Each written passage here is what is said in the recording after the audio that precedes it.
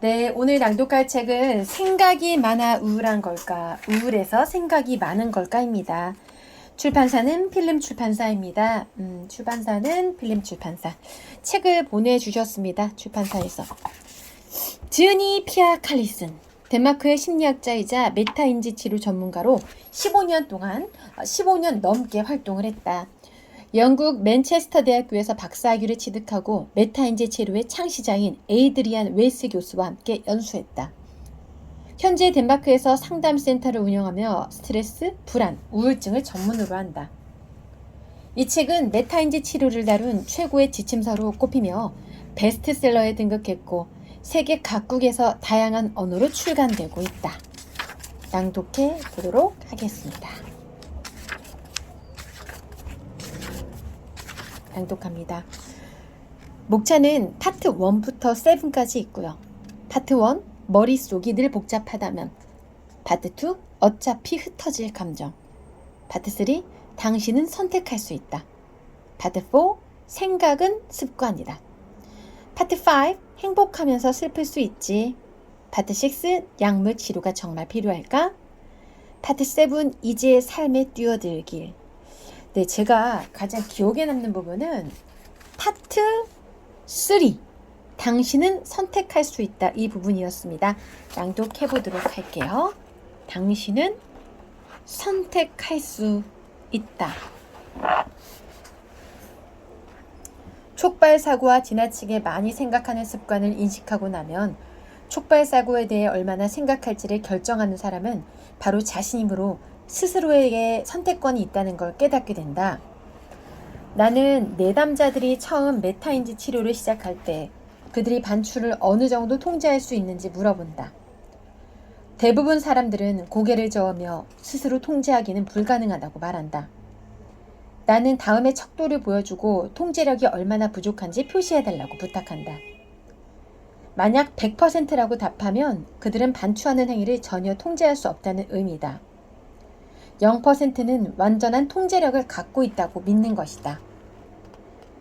대부분 내담자들은 50에서 100% 사이에 표시한다. 그들은 대부분 지나치게 많이 생각하는 습관을 통제할 수 없다고 여긴다. 한 번도 반추를 통제하는데 성공한 적 없다고 말하는 내담자들도 있고 통제력을 잃어버렸다고 말하는 내담자들도 있다. 나는 그들의 신념과 관계없이 그들 내면에는 늘 통제력이 내재되어 있기 때문에 언제든지 이를 재발견할 수 있다고 말한다. 나는 치료를 통해 각자가 갖고 있던 통제력을 다시 발견하고 반추를 통제하기 위한 올바른 주의 기술을 사용하게 돕는다. 상담 치료를 통해 내담자들이 이 통제력을 재발견할 수 있도록 나는 보통 다음의 시나리오를 준비한다. 당신이 지금 집에 앉아 당신의 인생에서 직면한 몇 가지 문제들을 곱씹고 있다고 상상해보자. 당신이 깨닫기도 전에 벌써 기분이 나빠진다. 당신이 반복해서 떠올리던 문제는 또 다른 문제로 대체되고 얼마 후 당신의 머릿속에는 우울한 생각이 뒤죽박죽 섞인다. 그러다 갑자기 초인종 소리가 들린다. 문 앞에는 우유가 떨어져 당신에게 빌리러 온 이웃이 서 있다. 당신은 냉장고에서 우유를 찾는 동안 그녀와 날씨에 대한 대화를 나눈다. 짧은 시간 안에 당신의 관심은 절망적인 상황에 대한 어두운 생각에서 다른 주제로 옮겨간다. 당신의 기분은 어떻게 변했는가? 아마도 기분이 조금 나아졌을 가능성이 크다. 이웃이 초인종을 눌렀을 때 당신은 당신도 모르게 생각의 기차에서 뛰어내린다. 초인종과 같은 방해 요소는 당신의 반추를 잠시 멈추게 하거나 완전히 사라지게 한다. 당신의 자제력에 대해 어떻게 생각하는가? 당신의 반추를 통제하는 사람은 누구인가? 당신의 이웃이었는가? 아니면 당신이었는가? 이웃과 부엌에 서서 날씨에 대해 대화를 나누는 동안에도 당신은 계속 반추할 수도 있었다.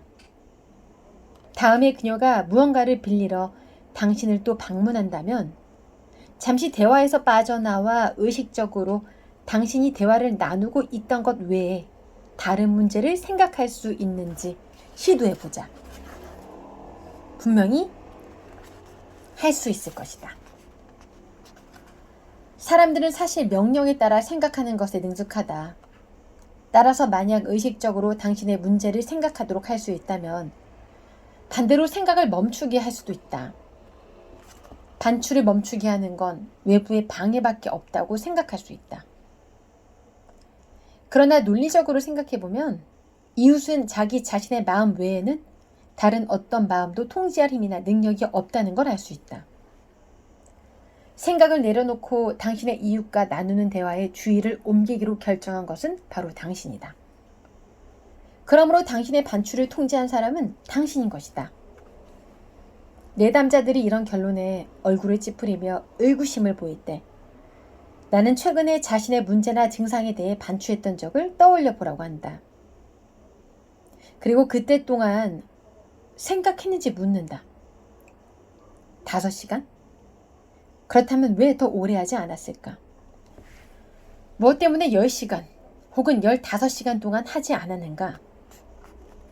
한 사람이 얼마나 오랫동안 고민할지 결정하는 것은 문제의 중요도나 크기가 아니라 이 평가를 내리는 사람 자신이다. 앞서 얘기했듯이 지나치게 많이 생각해서 일어나는 문제는 생각과 반출을 줄여서 극복할 수 있다. 그래서 메타인지 치료에서는 생각과 씨름하지도 생각을 바꾸지도 않는다. 단지 반추하는 시간을 줄일 뿐이다. 치료를 진행하는 동안 반출을 제한하는 3가지 방법을 제시한다. 3가지 방법 모두 예전의 습관과 신념이 새로운 습관으로 바뀔 수 있게 당신의 내적 통제 체계가 변해야 한다. 첫 번째 방법 A. 연기 반추 시간 설정하기다. 이 방법은 내담자가 직접 정한 어느 시점까지 반추를 연기하는 것이다. 이것을 반추 시간이라고 부른다. 반추 시간 전후로 내담자가 B와 C 방법을 활용하길 제안한다. 두 번째 방법. 촉발 사고가 일어나더라도 내담자 B 주의를 통제할 수 있는 법을 가르쳐준다. 세 번째 방법. C. 주의를 분리하는 법을 배움으로써 촉발 사고를 잡아두지 않고 그저 바라본다. 이 사례가 보여주듯이 머릿속에 촉발 사고가 떠오를 때 우리는 선택을 내려야 한다. 머릿속에 촉발 사고가 떠오른다. 당신에게 선택지가 있다. 당신은 어떻게 할 것인가? 우리는 항상 통제하고 있었다. 3가지 방법을 하나씩 살펴보자. 첫 번째 방법을 알아보기 전에 우선 반추는 기운을 떨어뜨리고 우울 증상을 유발시킨다는 점을 다시 한번 강조한다. 삶을 살아가며 우리는 모두 많은 문제와 그것과 관련된 부정적인 생각을 경험한다. 연인과의 문제도 일어나고 학교나 직장에서 좌절도 경험하며 가족과 친구들에게 실망할 일도 생긴다. 그 결과 우리는 그들은 나를 왜 떠났을까? 나는 자격이 충분한데 왜 그 자리를 얻지 못했을까?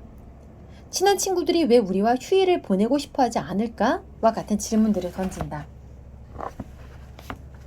부정적인 생각은 보통 저절로 사라진다. 잠시 후 현실이 개입하면 과거의 경험은 뒤로 물러난다. 그래서 우리의 뇌와 생각을 통제하는 것이 외부 요인 담소를 이웃이 방문해서 담소를 나누는 것이라 믿게 된다. 하지만 이건 사실이 아니다. 당신의 머릿속에서 일어나는 일을 통제하는 것은 당신뿐이다. 우리는 각자의 촉발 사고를 통제하기 위해 어떤 전략을 쓸지 결정한 힘을 갖고 있다. 부정적인 생각의 기차가 그냥 지나가게 될 수도 있고 그 기차에 올라타서 생각이 우리를 휩쓸고 가도록 될 수도 있다. 생각의 기차를 오래 타고 있을수록 감정은 더 격해진다.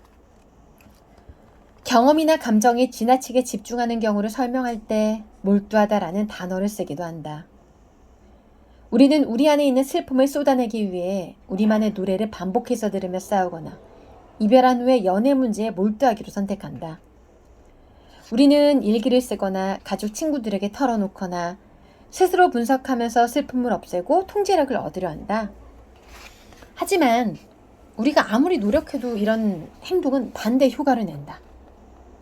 우리는 슬픔을 쏟아내지도 슬픔을 떨쳐내지도 못한다.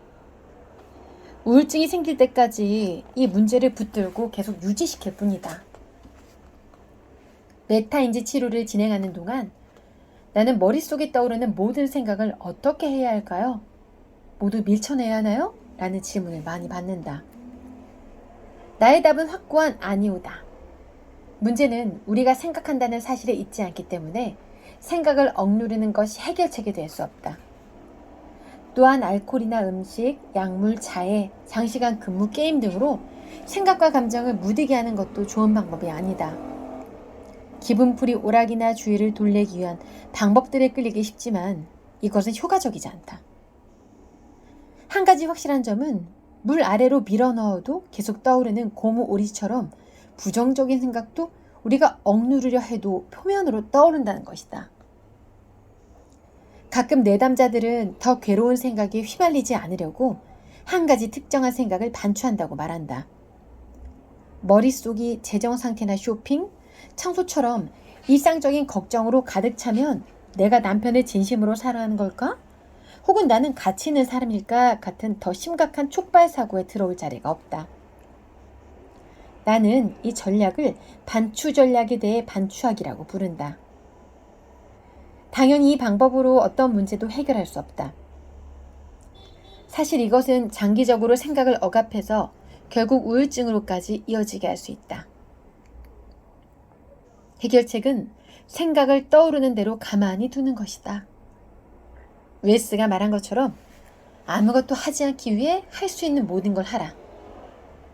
이것은 생각을 적게 할수록 당신에게 더 유리하다는 것을 의미한다.